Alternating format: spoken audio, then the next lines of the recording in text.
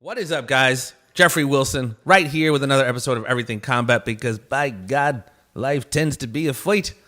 Riding shotgun with my homeboy, Patrick J. Militich, eater of worlds, trainer of champions, the first ever on this earth welterweight champion. How are we doing, champ? On this earth. On this flat earth, yes, I said it.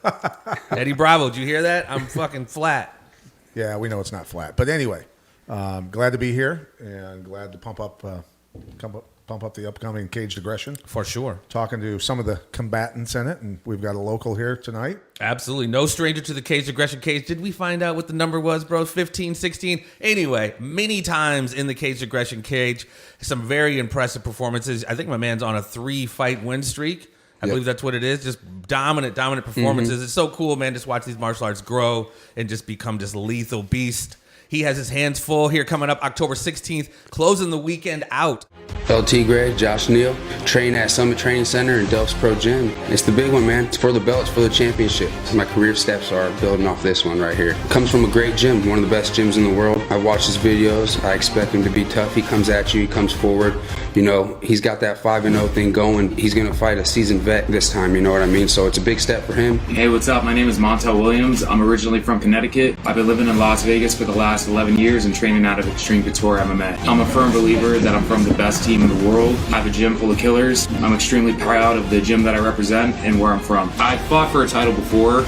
I actually went all 5 rounds, so it's not something that I'm new to. This sport's full of ups and downs in many ways. Losses come eventually, you know what I'm saying? So, and he hasn't felt that yet, and hopefully he's mentally prepared to feel that because it's coming. No matter if it goes 1 minute or 25, I'm going to be in this dude's face the whole time. I don't want no decisions. I'm not going to play it safe. I'm coming in there to kill or be killed every single time. Irrespective of it being a title, I'm bringing the same energy to the fight. He's going to feel the crowd. He's going to feel the noise. He's going to feel this is my city, and that's where he's at. It energizes me to hear a crowd booing me and cheering for the other person, and I like to send all their fans home very disappointed.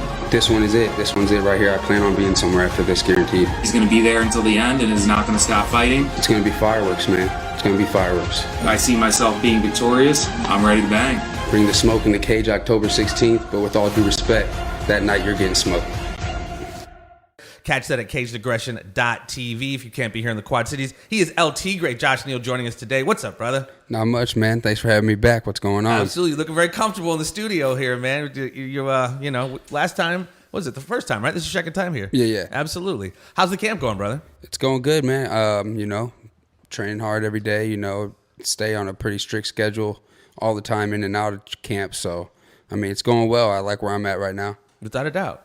Any questions for Josh? Well, I was going to point out the Bears garb. You know, he's obviously a Chicago Bears fan. And for me, I grew up disliking the Bears greatly because my father was a huge Bears fan, and he'd drink like 20 Budweisers on Sundays watching the Bears, and the Bears always lost, and then he beat the shit out of the kids. Wow. Oh, man. That ain't good. That ain't good, but... We digress. The Bears will make you drink, yeah. It's absolutely...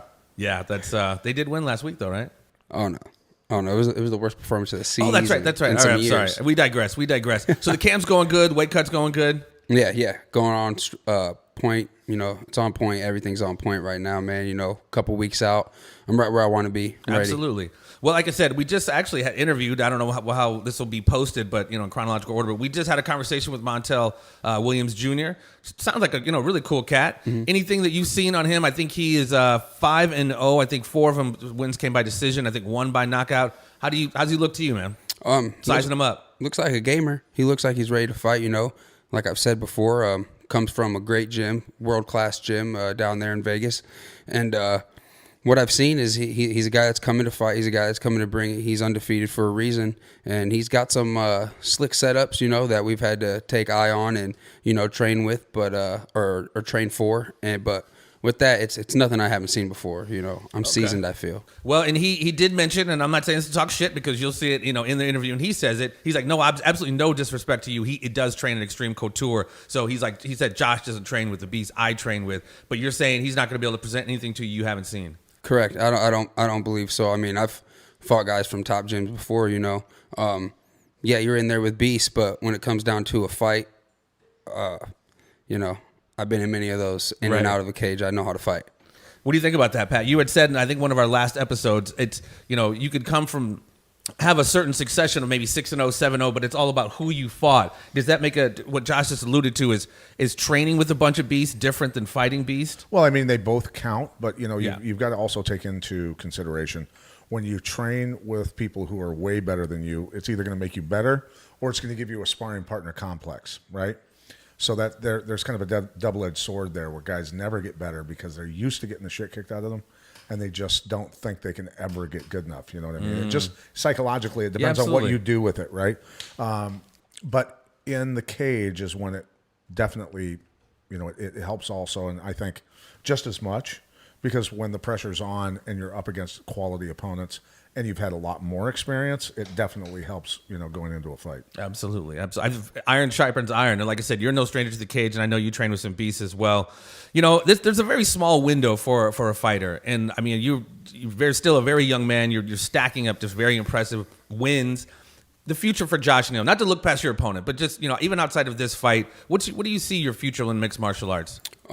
Like you said, first and foremost, nowhere looking past October 16th. But sure. In a perfect world, it will be, win this belt on October 16th, and bam, I'm right there on Dana White's Contender Series. That's what I'm shooting for. That's what I'm going for. And if that don't happen, then I'm looking to PFL as well. You know what I'm saying? After this fight, I'm looking for that next step. I think it's time in my life. I think it's time to happen. When you have grown, the promotion's grown. We've seen, like I said, so many people come from, Bellator, LFA, UFC to here, and we've seen people go onto, whether it's Eric Showtime Shelton.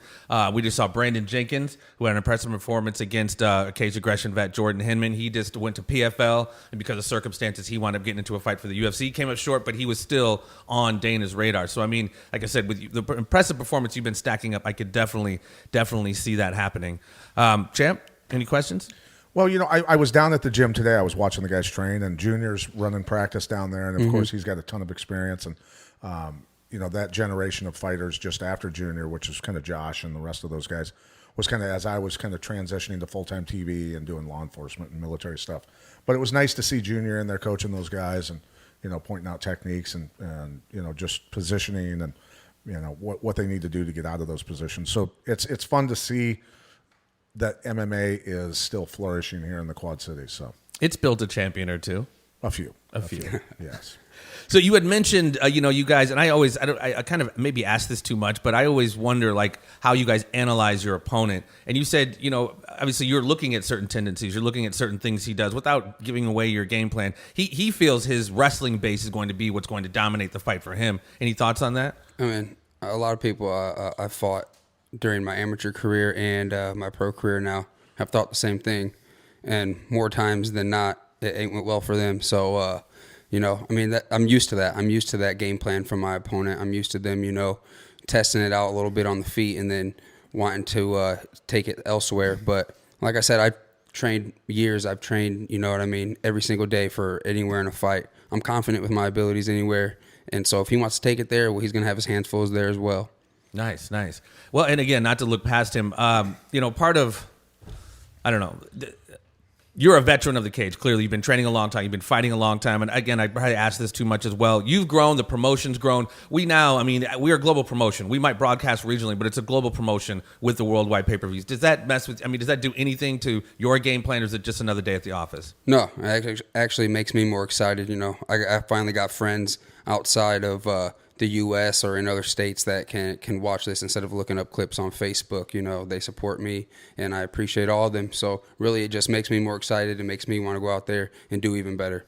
Well, and again, you can order the fight through cageaggression.tv. You can go to Josh Neal, click that referral code, and order it through him. And he said, it's been very helpful for all these fighters, man. It just helps bridge that gap, especially when we were in COVID and the gate wasn't as full as it was. You guys can make a little bread through your referral code.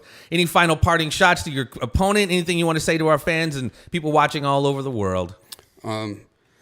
Just to everybody, you know what to expect with me, man. It's a fight every single time. And I turned into a dog fight every time. And like I've said it before, when I get in that dog fight, I'm the big dog. So you know what's going to happen October 16th. Well, and he definitely said, and he's very mindful of your ability like a croc to take you into the deep waters and drown your ass. So he knows he's got to have his cardio up because like you said many times, that's oftentimes the test of a fighter. What is it? I forget who said it. Lou, fatigue makes cowards out of men. And I've talked to Pat many times about how the Miletich fighting system made sure your tank was full, and that's something that obviously is not a problem for you. So he's he's definitely, hopefully, getting his cardio on because you are definitely capable to take him in them deep waters. Yeah. Hopefully he is, because you know what's coming, man. You know, if he ain't taking me out, he's got a long night ahead. Pack a lunch, buddy. Whoa, you heard it first right here. The thing I'll just point go out ahead. real quick before we jump off that, I had a talk with Sean West. It's been some time ago, but I said, I'm impressed with you guys, Josh, you, Eric, some of the other guys, that you guys stepped up. As I kind of spun out of the coaching role into other things that I was doing, and those guys stayed at it and kept training and got better and got better and got better. And it's kind of cool to see that they just said, shit, we got to do this on our own. And they did, Yeah. and it's nice to see that they've done that with Junior and the other guys, where they just said, we're the ones, we got to carry the torch now. So then they have done that. Well, and it's bred a whole new generation of warriors, man, as we see Right. before us. And like you said, the Midwest, Davenport, Quad City area is no shortage of pumping out warriors. So that is cool that you kind of gave a tip of the cap to those guys. LT, great. Josh Neal, anything else you want to say? Any social networking you want to shout out so people could follow you, or are you just in fight mode right now? Social media, Instagram, LTGray309, Facebook, Josh Neal, Twitter. I want to say it's LTGray155, something like that. That's all right. They'll find you. They'll find you. Yeah. Well, all the best to you, man. October 16th, he's going to be facing Montel Williams Jr. to close out that weekend in the main event of the evening. I appreciate your time, man. I know you guys are really locking down, especially we're 2 weeks out. So I appreciate you taking the time, and hope rest of the training goes well. I'm sure it's going to go well, and we will see you on Saturday, brother. Absolutely, man. Can't wait. LT Gray, ladies and gentlemen, chilling with the champ. Peace.